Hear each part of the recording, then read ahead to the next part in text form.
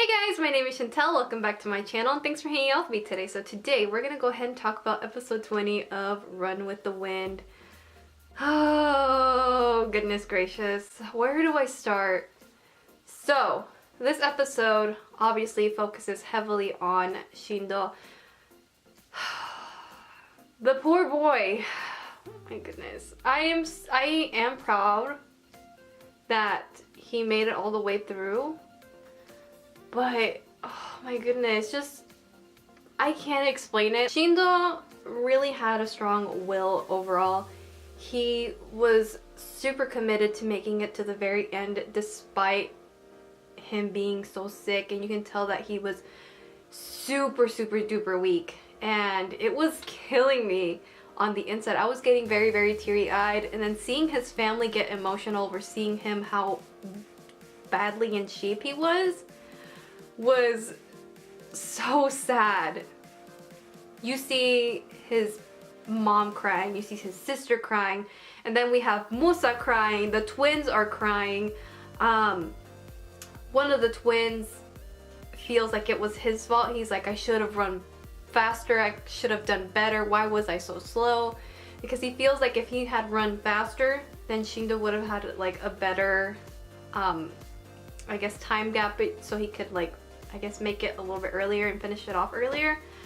But I feel like, I forgot what the name of the twin was. I think it was Jota? Correct me if I'm wrong. Jesus, and I learned the other twin's name last week. Oops. I'm pretty sure it's Jota though. If not, then I'll just put it here on the screen. Anyway, I feel like it's not really his fault, whether he did good or bad, if he could have run faster or not. I feel like it still would have been the same outcome because of how badly in shape Shindo was. He was, like, his vision was blurry. You can tell by the way that he was running, and he almost fell once, and then towards the end of the race, he did like just completely faint, and thank God Kakeru and Haiji caught him in time, because they pretty much went to a black screen when he falls. And I'm like, what just happened? Did he make it? Did he not? Did he just like completely fall and that was it? But no, we see like the other point of view through the, I guess, newscasters, whatever you want to call them. And we see that Haiji and Kakeru caught him in time, which, again, damn, Shindo, I really gotta give props to him. Despite him being so weak and just being like this really takes a lot. I know personally that I wouldn't be able to do something like that if I were in his position.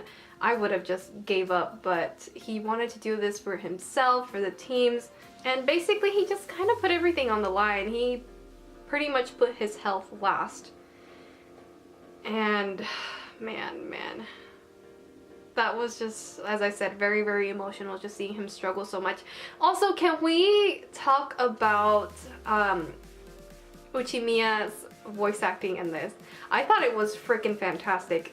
Koki Uchimiya, if you guys don't know who he is, he voices Yurio from Yuri on Ice, Tsukishima Kei from Haikyuu, and there's another character that he voices that oh, Ikuya from Free. There you go. I was like, there's another character that I know him as. But there you go. Those are basically like my top 3 favorite characters that he's voiced. There's tons of other characters that he's voiced that I also love, but these are like my top 3.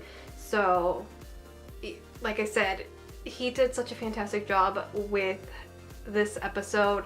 Hearing him just so out of breath, and he just really captured everything. Like, I don't know how else to explain it. You have to see the episode to yourself, but I have to give props to Koki Uchimiya because he did a fantastic job with his voice acting. Like, it was really great. But besides Shindo, we also do get a little bit of insight from where we last left off with one of the twins.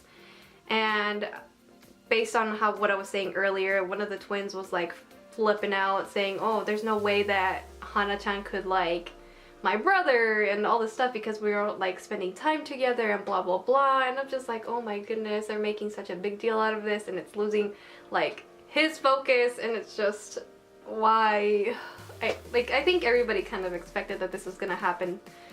And we also do get a flashback between, I think it was Jota and Hana-chan.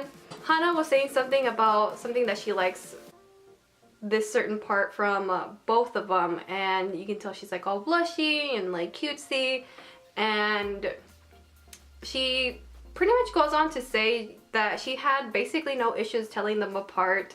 It just kind of came naturally to her. It was kind of really nice to see that. I don't know, I just thought it was really cool to see her point of view a little bit. Like, it wasn't necessarily her point of view, but like her thoughts, just talking to one of the twins, saying, you know, I really have no issues telling you guys apart. You guys are you. Like, both of you are your own individual person, and that's that. So that was pretty much it with the twins. And then we also have, you know, the end of the episode with the first half of the race. It's over. Kaze is, I think they said they placed 20th because of everything that happened with Shindo, which is fine. I just care that Shindo is okay. And by the end of the episode, it looks like he's feeling a lot better. He's not as red, so that's fantastic. I'm just glad that he's feeling so much better, but obviously he's gonna need a lot of time to rest, and hopefully he feels better within the next few days, because that poor boy, he really gave it his all. And man, that was really, really emotional. And on one last final note, let's go ahead and talk about Kakeru's past. So basically what happens at the very end of this episode, Haiji talks to Kakeru and he's like, hey, did your parents force you to run? And Kakeru's like, huh? And as soon as Haiji said that, I was like, oh, like it started clicking immediately. So basically with Haiji's situation, we learned that his father used to be in track in high school, and he's also his coach back in high school. And I'm like, oh, that explains why he busted his knee. It really makes sense now. And he even said so himself, you know, he was way more focused on his dad and like, I guess, whatever expectations his dad had, that he just kind of threw his health out of the way. And in the end, it cost him, and he just felt miserable. And then he also said, you know, it wasn't until I wasn't able to run that I actually wanted to run. And that's just, man, it just makes it even more sad. I feel so bad for Haiji. I can't imagine what that was like for him. Obviously, from what we saw earlier in the early episodes, he seemed kind of miserable, especially that he wasn't able to run either. And it's just, oh my goodness, my poor Haiji. That's all I can really say. I don't know if this will be like, this is it with Haiji's backstory. I'm pretty sure it is, but we'll find out in the next couple episodes. But we finally got the whole picture at least. Finally we know what exactly happened and why he busted his knee. I don't know about you guys, but I was always wondering as the episodes went on and getting to know Haiji, I was really curious to know like what caused him to push himself so hard to tear up his knee that badly. Like, I was really curious to see that, and now to see that it was pretty much because of his father. Oh man, oh man. Haiji also does go on and say like why he ended up recruiting other people. He just basically, point being, why he recruited everyone that he did was because he wanted to find people that would, you know, whether they're amateurs or not, he just wanted people to be with him that would want to have a good time and really enjoy running, and that's pretty much what he found.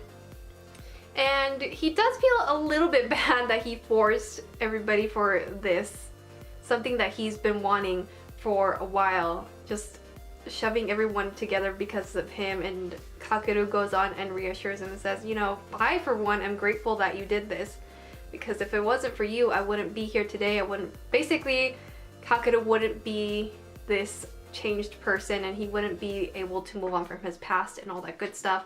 So he has Haiji to thank for that, and that's great. Because if it wasn't for Haiji, Kakeru probably would still be dwelling with his past and not enjoying running with others and enjoying it to the fullest. So there's that. Anywho, I think that's all I really have to say with this week's episode of Run with the Wind. Next week's episode, we'll be focusing on Yuki, Nico-chan senpai, and I think Kakeru is next after that. So yeah, good stuff. And it looks like it's gonna snow. Oh man, I can't wait for next week's episode for sure. It's gonna be awesome. But yeah, that's all I can say. I hope you guys enjoyed hearing my overall thoughts with this week's episode. And that's all I have for today. I hope you guys enjoyed, and I will see you guys in my next video. Bye!